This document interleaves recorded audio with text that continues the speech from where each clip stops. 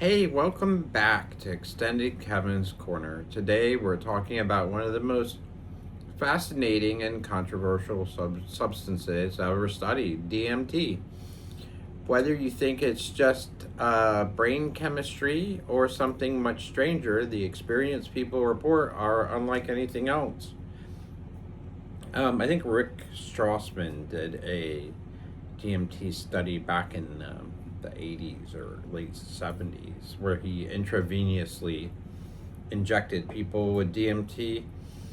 And while they had amazing experiences, he later confided that it was one of the most irresponsible things he ever did as a scientist.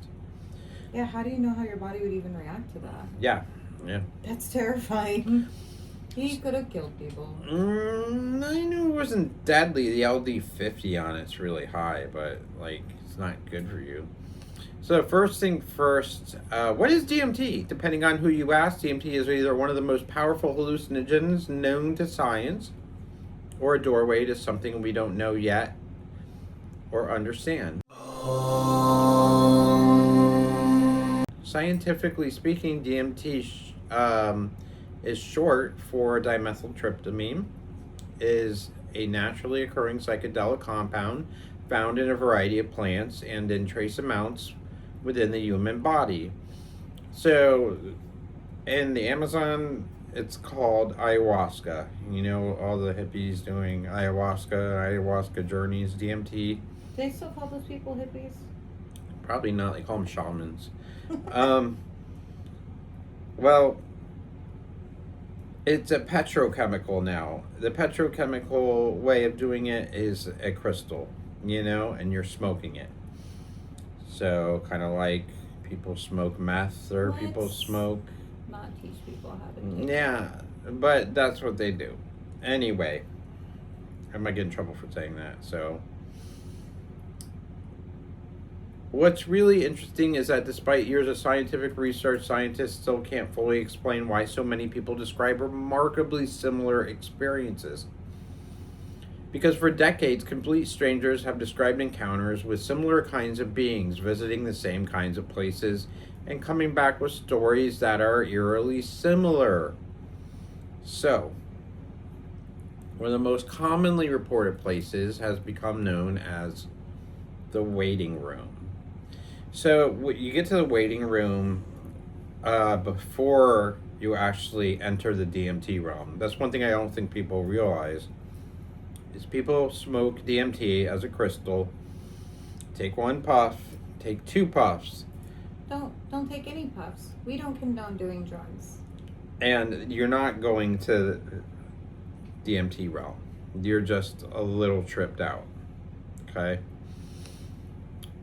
Third puff, when people inhale extremely deep, and that's where it's good to have the cigarette lungs and the pot smoking lungs when you go like that and you hold it, you're gonna go there. You're gonna leave this reality and you're gonna go to the DMT realm. A lot of people experience a waiting room.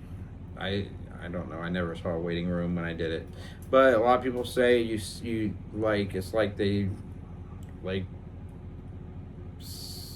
watch you or what have you to see if you're allowed to go into the DMT realm. There's a gatekeeper basically, and they're like, no, you can't go. I was just like, it's a bouncer at a club, right? It was, for me, it was just like boom, I was there. I just went through, punched through. It's like a punch through reality. And I was just automatically there, and I was like, oh, hey, what's up, guys? And they were all just like, hey, how you doing? We like you. You're cool. We're, elves that are geometric, and we move around, and we go all around you, and we're your friend, Where everybody's friendly here, Come back. Why haven't you come back? Everybody's nice. I feel like they know that you're in awe and that you're really scared. So they're very, very nice to you. But that's not always, there's some experiences are scary as well. Anyway, I'll go on. I reciprocate. The waiting room, what is it? People describe entering it often say it feels like a transition between ordinary reality and whatever comes next. Some compare it to a lobby, a checkpoint, or even a place where they're waiting to be invited farther in. I've also heard it be explained as a liminal space. Oh, Not everyone reports seeing it, but enough people have described remarkably similar versions of it that it's become one of the most discussed aspects of DMT experience. And according to many of those reports, the waiting room is only the beginning. Of course it is. I've never even seen it, so I went past it. Beyond the waiting room is where many people say they encounter something or someone. And reports range from playful trickster-like beings, I never saw them, and the famous machine elves, to mantis-like entities, reptilian figures, or other intelligent presences that seem aware, and the experiencer has arrived. Okay, so you've arrived into a different reality, and you meet these different entities. I think they're all different because I met a frog-like creature once too, and it was like in an apocalypse world. So, I think there's different places you can go. I don't think there's one place. But as we'll go on and see, there's the different creatures do different things or represent different things. I think for many people, like, either they're archetypal or they are... It's funny that you mentioned the frog, because I've heard people also discuss, and this isn't included, like owls and being... Owls, large owl-like creatures that are very like cosmic and have wisdom and right. I didn't want to say this because it's kind of funny, but the frog creature had a pointy hat on. It was a wizard hat. It was like a wizard hat. I don't know. It was in okay, I went. What's funny is I think I've seen an image like that before. Yeah. Now I want to look it up, but I think I've seen that before, like a frog in a wizard hat. Yeah, he had a wizard hat on. But he didn't look like he was tall, like humanoid, but he was like frog. His face was like a frog, and his hat was like a metal hat, So anyway, it was a pointy hat. If it matters. Mm-hmm. Anyway, another common one is the trickster. Experience say the trickster seems almost all-knowing, effortlessly anticipating every thought and reaction. Some experiencers and writers have even suggested that the trickster entities aren't merely playful guides, but cosmic intelligence is responsible for maintaining reality itself. Oh yeah, there we go. There's a frog when you can show the people. There you go. Frog guy. If you guys can even see that. Anyway, there's a frog. That's not what I saw. Anyway. I'm just saying it's a frog in a wizard hat. I don't know. I get upset because I think these things are real and people like make fun of them, make light, and I don't think that's cool because I think they're actually different realities. A lot of people, no, I know. A lot of people think the tricksters are actually in commune with God or the light or the source, and it's like their job to keep reality in check.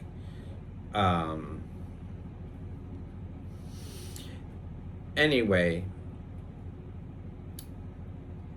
these things are often described as playful, mischievous, and unpredictable. Some appear to tease or confuse the experiencer, while others seem to communicate through humor and possible illusions or elaborate displays. Despite the lighthearted behavior, many people report feeling that these entities are incredibly intelligent and somehow in control of the experience, whether they're symbolic projections of the subconscious or genuinely autonomous intelligences. Tricksters like beings have become one of the most consistent reports within the DMT experience.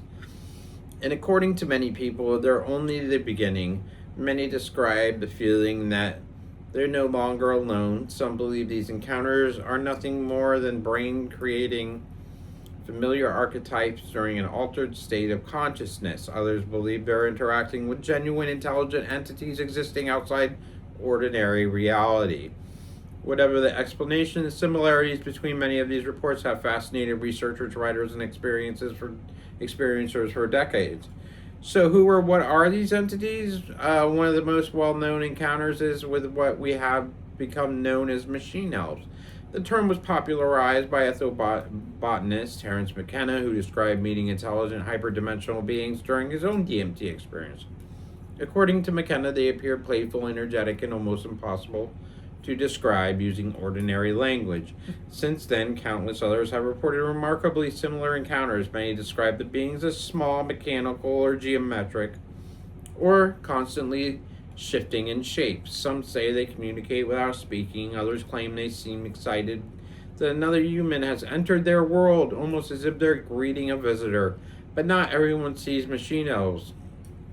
But they are one of the most frequently reported entities associated with DMT. Yeah, they were there a few times. I saw them. And one time I went to an apocalypse world. So it's, And you saw a wizard frog. Yeah, I saw a wizard frog, yes. I like it. You like wizard frog, yeah? I don't even like frogs, but wizard frog, we can hang. It was cool. Well, he was standing in the ruins of a building, kind of like blending in a little bit, but I could see him, and I like so he's also a chameleon. I looked at him, and he came out like he was going to say something, and I was like, "Yes," and he stepped out. Oh, go on. Then what did he say? I was like looking at him. I was like, "Good sir, good day to you." And did he say anything? No, I had the feeling that he was scared. A bit more reserved, was he? Yeah, and I saw a few more. I turned, saw a few more buildings, and then I was pulled out of DMT World, so I wasn't there long. So you learned nothing. No, no. Wizard Frog has to wait for another day. Anyway, many reports describe tall insect-like figures, often compared to praying mantises. Some describe these intelligences so vast they're almost planetary in scale. Wow. An experience That'd be terrifying. Yeah. An experience may say is impossible to put in words. Unlike the playful nature often associated with machine elves, mantis beings are frequently described as calm, observant, and highly intelligent. Some experiencers believe they're simply being watched. Others say they felt like they were being examined, almost as if they were patients undergoing some kind of cosmic medical evaluation. Again, there's no scientific evidence that these beings objectively exist. What makes these reports fascinating is that many people who have never heard of these mantis beings before their experience later describe encounters that are shared strikingly similar. And I hear that these beings control reality, keep things set, like our gravity, our everything we need, gamma rays, whatever, I don't know, like universal constants. Then what are the tricksters doing when they're controlling things? Or is everybody working in tandem with each other? Yeah, I think they're working in tandem. I think the mantis beings are structural. They hold the universe in check. Yeah.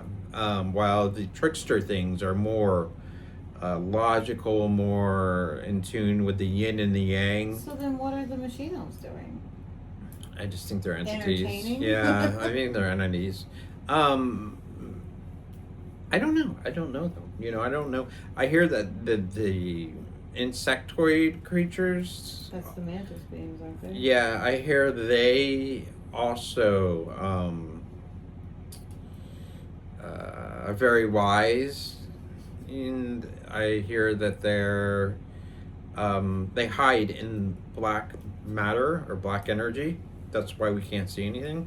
And that if we were to study it more, we would see that they're behind, that the black matter is a facade, and that's what's there, Interesting. Because there's masses of black energy, black matter out there that we don't know what it is. And scientists are just like, yeah, that's black matter, of course. And nobody knows what it is.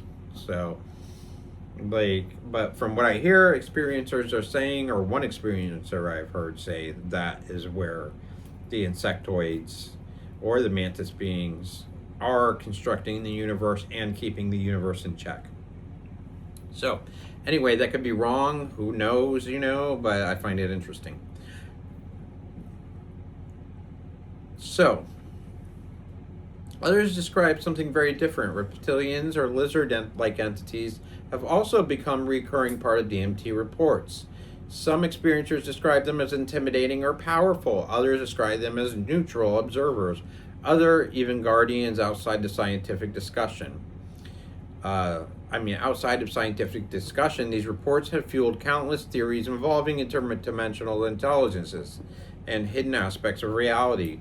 At this point, those ideas remain speculative, but the stories continue. So I hear the lizard creatures are not part of the Illuminati. Okay, let me say that again. Lizard beings are not part of the Illuminati. Let's not venture into conspiracy territory now. They're wise creatures, supposedly. And they wear hats, pointy hats. Those are frogs. Nah, not every. Talking amphibians instead of reptiles. The frog that I saw did not talk. He might have, though. He might have been able to. I feel like he would have talked to me, but he was scared at first. And if I would have stayed longer, I think he would have said, "Yes, hello, welcome to Apocalypse World." Mm-hmm. Not every encounter is frightening. Some people describe meeting feminine figures who radiate comfort, compassion, or wisdom. Others report encountering beings that simply feel familiar, as though they're known them forever. It's this incredible variety in the reoccurring similarities that continue to fuel discussion about what exactly people are experiencing. And the beings aren't the only reoccurring part of these experiences. Some people claim they don't see entities. They say they are begin seeing reality itself differently. That's where one of the strangest reoccurring reports begins. People who claim they've seen the code. The code may be one of the strange claims surrounding DMT. Now, you don't have to go to the DMT realm where you take 3 puffs really hard and then you go pass out and you go to DMT realm, or you're sitting there, in a vegetative state. If you just take 1 puff or 2 puffs lightly, you're just going to see trippiness, like some wavy lights and stuff, and that's where they look at the laser. Some people report seeing what they discover lying framework beneath the world around them. Others say they perceive intricate geometric patterns, symbols, or what looks like lines of computer code hidden within everyday objects. One of the most talked about versions of this involves laser light.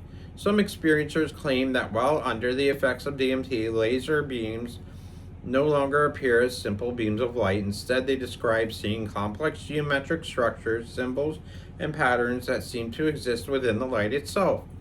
To be clear, these are personal reports. There is currently no scientific evidence showing that laser light actually contains hidden code.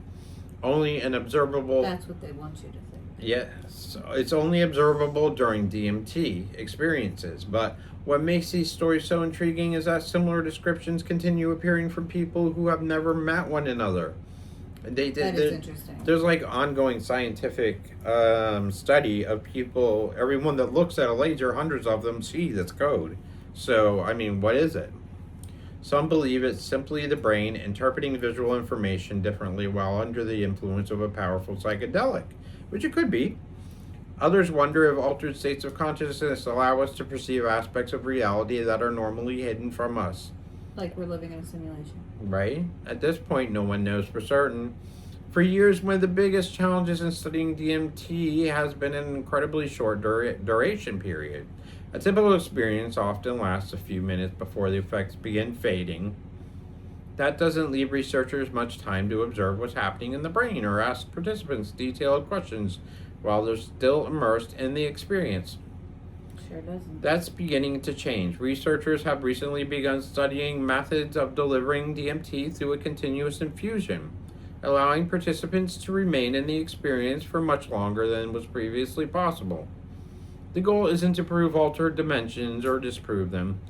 It's to better understand what happens inside the brain during one of the most intense altered states of consciousness known to science. Scientists hope these studies may help answer questions about perception, consciousness, and why so many people describe experiences with shared remarkable similarities. And that's what makes DMT so fascinating. It's not just people report strange experiences. It says so many people, complete strangers from different countries, cultures, and backgrounds, describe recurring themes. The waiting room, machine elves, mantis like beings, reptilian figures, geometric worlds, and experiences that have been, they insist, felt more real than ordinary life. Does that mean that these places are intensely, objectively exist?